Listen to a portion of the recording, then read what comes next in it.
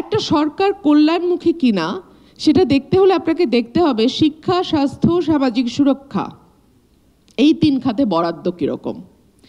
শিক্ষা খাতে খুব মানে যে কথাটি হোসেন জিল্লুর রহমান স্যার বলেছেন, I totally agree with that, যে এখানেও যে বরাদ্দগুলো হয় সেটা ইনফ্রাস্ট্রাকচারের বরাদ্দ, বাট তারপরেও তো কিছু যায় যেটা জনশক্তিতে রূপান্তর করতে কিছুটা সাহায্য করে, তাই না? তো সেই জায়গায় ইউনেস্কোর বলছে যে শিক্ষায় বরাদ্দ হওয়া উচিত 6%, আমাদের দেশে হয় 2%। স্বাস্থ্যে বরাদ্দ হওয়া উচিত 5%, আমাদের দেশে এই বছর হয়েছে 0.75 or 0.78%। এইবার কি সরকারটা তো পলিটিক্যাল সরকার না যে যাকে সেই লেগেসিগুলো বহন করতে হবে, এরা কি নতুন কিছু দিতে পারতো না?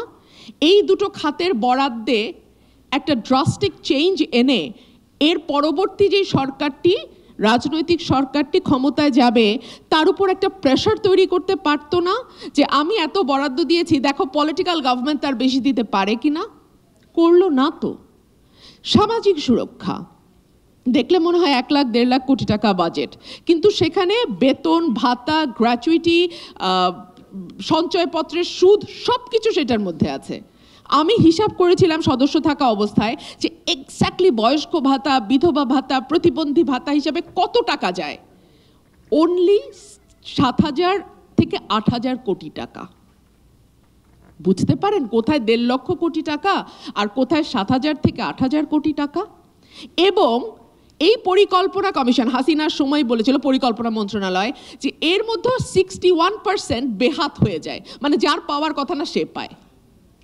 এই জায়গাগুলোতে কি সরকার একটা নতুন এক্সাম্পল সেট করতে পারতো না? করলো না, আনফরচুনেট।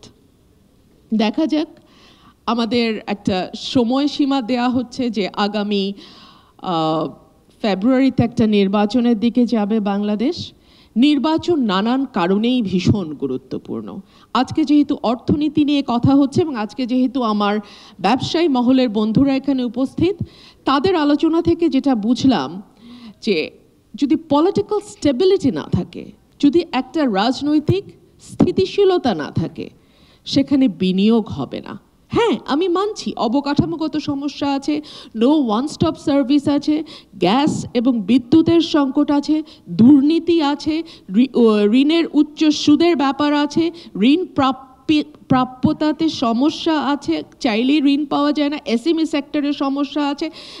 তারপরেও সবচেয়ে বড় যে সমস্যাটা দেখা দেয়, একটা আনস্টেবল গভর্নমেন্ট যদি হয়, যেই সরকারের নিশ্চয়তাটা তেমন থাকে না যে কতদিন থাকবে, কি কি পরিকল্পনা করছে তার। বিকজ একটা পলিটিক্যাল গভর্নমেন্ট যখন থাকে তখন তারা একটা রোড ম্যাপ দেয়, তারা একটা ইশতেহার দেয়, সেটা দিয়ে আপনি বুঝতে পারেন যে সরকারটি কি কি করতে যাচ্ছে। তার একটা নির্দিষ্ট মেয়াদ থাকে, সো আপনি জানেন যে এই সরকারটি এতদিন আছে, সো আপনি কি ইনভেস্ট করতে চান বা কি ইনভেস্ট করতে চান না, আপনি এর মধ্যে বিষয়টি নিজের মধ্যে নিজে সেটেল করে ফেলতে পারেন।